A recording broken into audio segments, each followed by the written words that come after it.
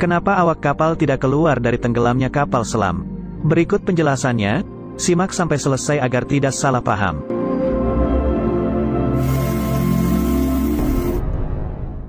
Pada tanggal 21 April tahun 2021 Indonesia dikejutkan dengan kabar hilangnya kapal selam KRI Nanggala 402 di perairan Bali saat sedang menjalani latihan. Panglima TNI Marsikal Hadi Cahyanto menyebutkan bahwa kapal selam menghilang tidak lama setelah diberikan izin menyelam dan diperkirakan berada di palung dengan kedalaman 700 meter di bawah permukaan air. KRI Nanggala yang hilang membawa 53 awak kapal dengan cadangan oksigen yang hanya bisa bertahan selama 72 jam. TNI telah mengerahkan banyak KRI lain untuk melakukan penyelamatan terhadap 53 awak kapal tersebut. Hal ini kemudian ramai dibicarakan di media sosial, terutama mengenai mengapa para awak kapal selam tidak keluar dari pintu emergensi dan berenang keluar untuk menyelamatkan dirinya sendiri. Berikut penjelasannya.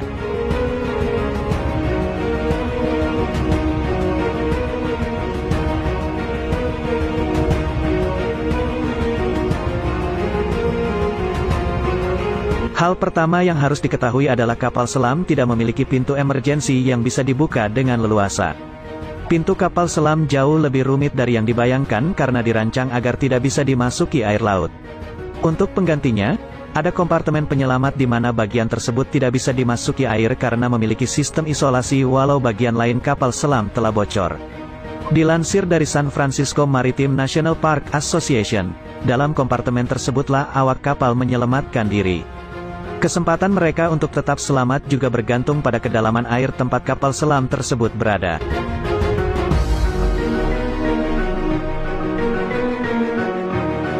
Jika KRI Nanggala 402 hilang di kedalaman 700 meter, apakah yang terjadi jika kru nekat keluar dari kapal?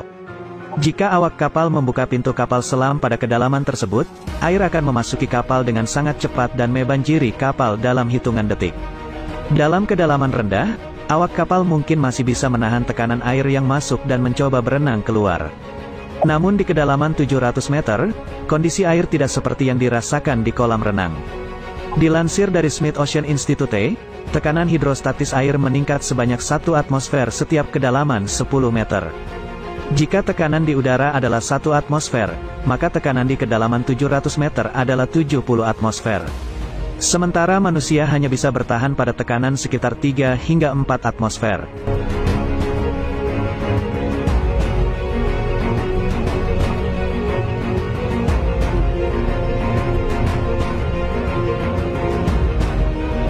Berenang dalam air laut di kedalaman 700 adalah hal yang tidak mungkin bagi manusia. Rasanya mungkin akan sama seperti diinjak 100 ekor gajah di kepala. Saat air masuk ke kapal selam, kurang dari hitungan detik gendang telinga akan pecah, paru-paru akan termampatkan menyebabkan rasa sakit yang luar biasa lalu pecah. Selanjutnya akan diikuti oleh pembuluh darah dan organ seluruh tubuh yang ikut hancur. Sehingga membuka pintu kapal selam dan berenang keluar adalah hal yang mustahil kecuali kapal selam tersebut masih berada di kedalaman dangkal. Sebagai referensi, kita bisa melihat penyelamatan kapal selam yang pernah terjadi.